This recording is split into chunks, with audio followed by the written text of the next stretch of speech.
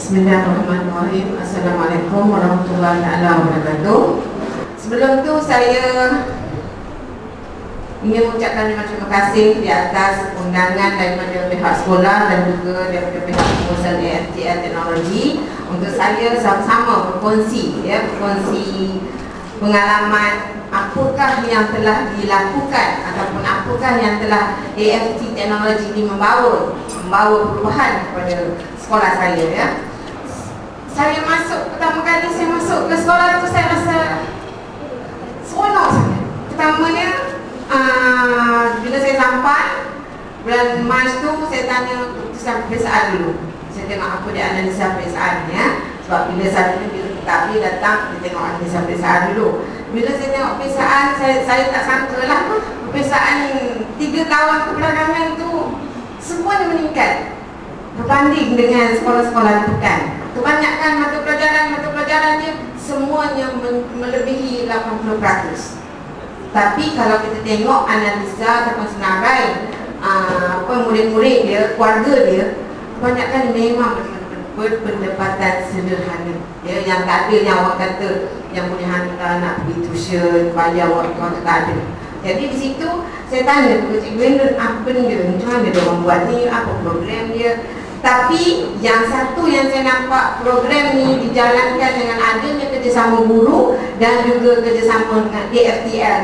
Untuk pengetahuan semua, sebelum itu Cikgu Brandon pernah beritahu saya, dia kata kami dah buat pembersihan kawasan. Apa dia pembersihan kawasan ni? Buat macam mana? Itu kan kalau ada nak tanya Cikgu Brandon apa benda pembersihan kawasan ni, sebab saya tak tahu dia bersih macam mana. Kemudian sejak Februari, murid-murid di situ kebanyakannya tahun 6, tiap-tiap hari dibagi cikgu dia suapkan murid-murid tu ni 2 biji seorang. Tapi kita tak pegang ya, kita kena suap. Jadi cikgu dia tiap-tiap pagi, murid ada 70 orang, tiap-tiap pagi suapkan benda ni 2 biji tiap-tiap orang, ya, tiap-tiap hari. Ada seorang cikgu yang in charge bahagian tu, dan saya salute lah kat cikgu tu. Memang dia very committed lah. Dia tak tahu time dia pukul 7 ke 7:30, siap budak semua duduk, dia suap kan, kita tak tangan, sebab kita tak boleh tak tangan, benda ni kena suap, ya, kena suap. Hari siap orang satu dengan ada doa-doa yang tertentu lah. Kemudian setiap murid-murid ni dapat diberi setiap hari 2 biji seorang, dan kita dapat 70 botol percuma, ya. Ini daripada AFTL Teknologi 9 Berhad yang bagi 70 botol percuma, ya, untuk sekolah. Dan setiap hari murid-murid ni akan diberi makan sebanyak 2 biji. Kemudian daripada segi sasia, kebanyakan murid-murid ni, kalau macam tadi Cik Brandon kata, pernah ada yang curi, ada yang ini. Tapi Alhamdulillah, saya dah jumpa budak dia, dah jumpa ibu bapa dia. Memang mak bapak dia sangat terima kasih. Dia kata macam mana anak dia boleh berubah mendadak. Begitu juga dengan apa yang berlaku dalam, kita dah keluar, ya, dalam mengenai AFTL ni dah keluar dalam satu rencana harian. Sinar harian pada hari Rabu 12 Ogos 2009. Kalau kita tengok sini, ada seorang murid sini, Nurul Syafiqah ni, dia meningkat sangat daripada curriculum. Kalau ikut kata ibu dia, budak ni daripada tak minat belajar jadi minat belajar. Tak mau semayang, tak payah suruh-suruh lagi. Kalau dulu tak ketuk, tak semayang. Sekarang tak payah suruh, dah waktu time dia sendiri pergi. Kemudian murid ni berubah keputusannya, meningkat setiap kali ujian. Meningkat mendadak. Kalau biasanya dulu dia dapat C, dapat D, sekarang dah ada A, ada dapat A, dan ada 3A dan 2B. Melonjak, ya, peningkatannya, dan murid juga dia bertambah minat. Untuk pengetahuan semua, murid ni dia mengamal ibu dia, yakin, dan murid ni juga yakin dia mengamalkan makan ni, jenis ekstra ni, dan dia telah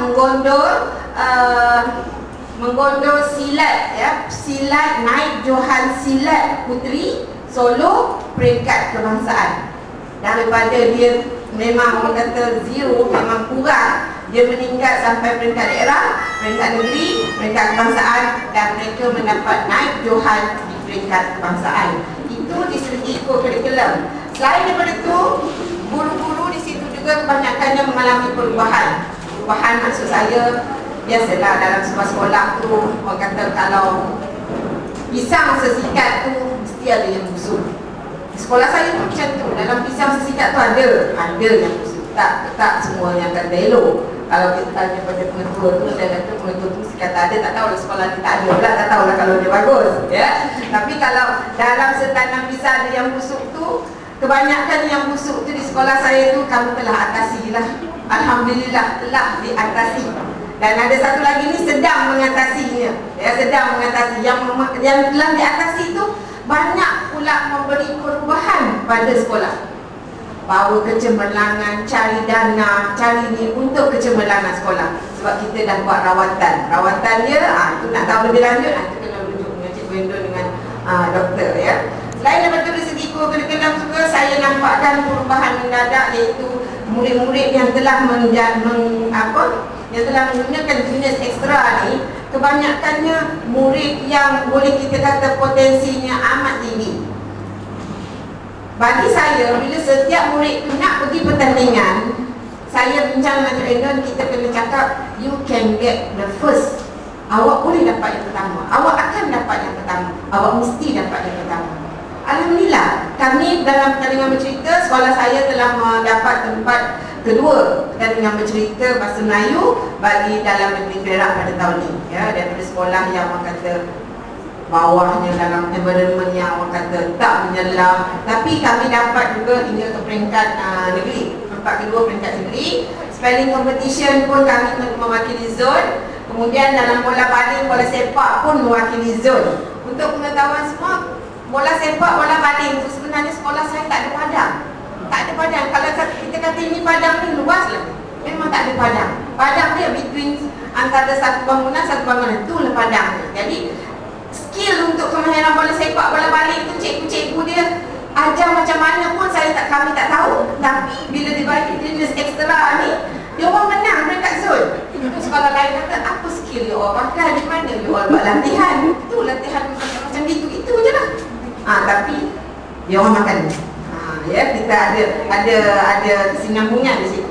Kemudian sekolah saya juga selain daripada itu, yang kejayaan yang mendadak ini kejayaan yang kedua. Yang kejayaan yang pertama sejak dia muncul, dia digunakan pada tahun 2005, iaitu KIA 2M. Mungkin antara cikgu sekolah menengah mungkin tak berapa tahu apa dia KIA. KIA tu maknanya kelas intervensi awal membaca dan menulis, di mana murid-murid tahun 1 ni dibagi soalan, dibagi ujian, dan mereka telah melepasi 90% orang, melepasi, dan juga PET tahap 1 iaitu untuk pemulihan 100% mencapai kejayaan dalam jangka masa 3 bulan, ya. Kemudian bagi kedudukan analisa UPSR, sekolah saya daripada dulu, mungkin dulu ada murid dia 70 orang, 60 orang, seorang, dua. Bila kita guna ni pada mulai tahun 2006, 2007, 2008, bilangan murid yang mencapai 5A UPSR meningkat. Ada yang tahun 2007, 2007 kita capai 7 orang 5A, dan terbaik dalam zon Pantai Remis Ruas, ya. Maknanya kalau ikut dalam negeri Perak, keseluruhan dalam negeri Perak, kami tempat yang termasuk Cina dan Tamil, sekolah saya tempat yang ke-21 dalam negeri Perak, ya.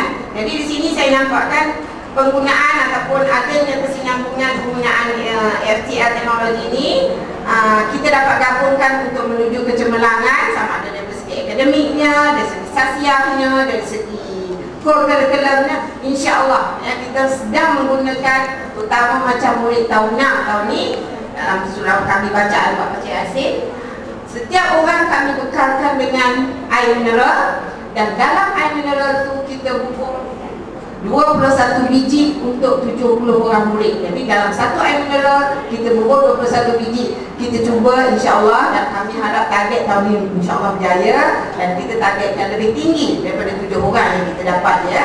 Jadi saya kongsi pengalaman ini semua. Saya harapkan dengan penggunaan teknologi ini akan berterusan. Kita perlu ke arah satu, kecemerlangan. Bila kecemerlang dari segi sasialnya, akademiknya, kurikulumnya, bukan untuk orang lain, untuk anak-anak didik kita, untuk anak-anak bangsa kita juga. Kalau bangsa lain, ya bangsa lain boleh mencapai kejayaan dengan berbagai teknologi. Kenapa kita tak gunakan teknologi yang diasaskan oleh orang kita juga untuk bangsa kita, untuk kecemerlangan anak-anak didik kita.